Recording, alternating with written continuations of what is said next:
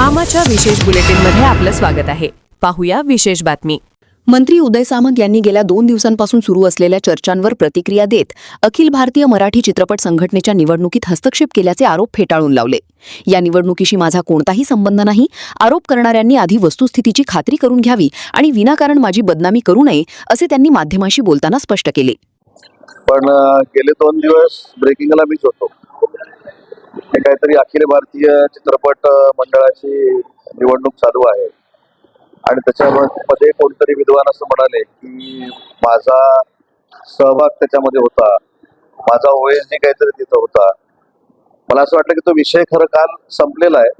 पण माझ्या दृष्टीने मी एवढंच सांगतो की मी निवडणुकीला सामोरं जात असताना स्वतः मैदानात उतरतो. माझ्या OSDला PS ला कोणाला असं पाठवत नाही. आणि महत्वाचं आहे की या क्षेत्रामध्ये गेली मी 20 वर्ष काम करतो. त्याच्यामुळे अखिल भारतीय नाट्य परिषदेचा मी विश्वस्त आहे. तिथं प्रशांत दामले तुम्हाला सांगू शकतात, अनेक कलाकार सांगू शकतात. त्याच्यामुळं त्या अखिल भारतीय चित्रपट महामंडळाच्या निवडणुकीशी माझा काही संबंध नव्हता, नाही.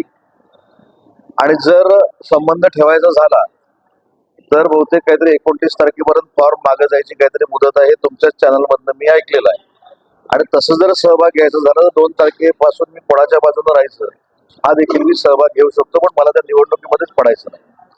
खरं तर विधान परिषदेच्या जागा कोणाला सुटतील ह्या ब्रेकिंग व्हायला पाहिजे होत्या. पण अखिल भारतीय चित्रपट महामंडळाच्या 3,500च्या कोर्टानं लावलेल्या 3 वर्षापूर्वीच्या निवडणुकीमध्ये किती लोकांना इंटरेस्ट आहे हे काल मला कळलं. आणि माझ्याबद्दल देखील किती लोकांना इंटरेस्ट आहे हे देखील मला कळलं. फक्त मला राजकीय माझ्या सहकार्यांना एकच विनंती करायची आहे की काही गोष्टीची खात्री केली पाहिजे. आपण जे राजकारणामध्ये काम करतो तेव्हा एखाद्या व्यक्तीवर चिखलफेक करण्याच्या अगोदर त्याची पार्श्वभूमी बघितली पाहिजे. फॉर्म जो भरला गेला होता त्याच्यामध्ये उदय सामंतचं नाव होतं का, उदय सामंत तिथं होता का, ज्याने पत्रकार परिषद घेतली त्यांना 6 वर्षापूर्वी माझ्या OSDनं मदत केलेली आहे. म्हणजे मला त्याच्यावर काही बोलायचंच नाही. माझ्या दृष्टीनं तो विषय संपलेला आहे.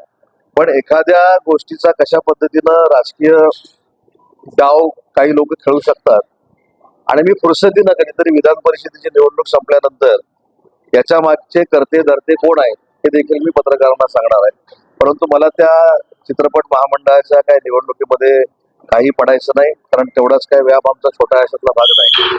आणि म्हणून मी तुम्हाला ती पहिली गोष्ट सांगितली की 3 वर्षापूर्वीच्या फॉर्म भरलेल्या उमेदवारांची ती निवडणूक आहे. 3,500 मतापैकी जवळजवळ 750 मतं ही मयत आहेत. म्हणजे जवळजवळ ही निवडणूक 2800 मतातली आहे. मी स्वतः 3,56,000 मतांना निवडून येतो. त्याच्यामुळे या निवडणुकीचा माझा काही संबंध नाही. बदनामी करण्याचा प्रयत्न कोणी करू नये. आणि राजकीय लोकांना मला एक सल्ला नाही पण विनंती करायची आहे की पूर्ण खात्री केली पाहिजे.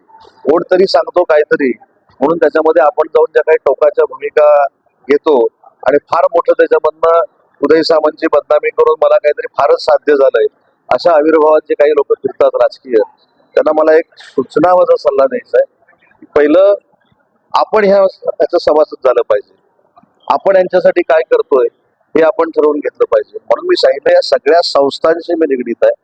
आणि सगळ्या संस्थांशी निगडीत असताना अजून एक तुम्हाला जी माहिती नसेल ते पण सांगतो की अखिल भारतीय नाट्य परिषदेचे मुख्य विश्वस्त हे शरद पवार साहेब आहेत आणि मी त्याच्यामध्ये विश्वस्त आहे.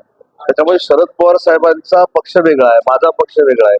तरी देखील त्या संस्थेमध्ये कधी आम्ही राजकारण आणलं नाही. राजकारण आम्ही मैदानातलं करतो, OSDला पाठवून कधी करत नाही. त्याची काही लोकांनी नोंद घ्यावी.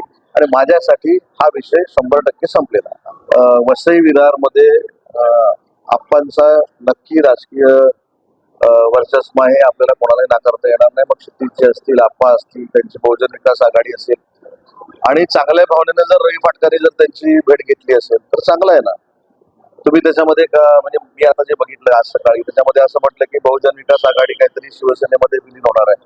हे आमच्या दृष्टीचे फार मोठे विषय आहे आणि याच्यावर सन्मानाने एकनाथ शिंदे साहेबच बोलू शकतात. ठाण्याची जमीन ज्या पद्धतीने दिली गेली असेल कायद्याचं नियमाचं सगळं पालन करूनच दिली गेली. आमा चॅनलला लाईक करा, बातमीला शेअर करा, सबस्क्राईब फॉलो करायला विसरू नका.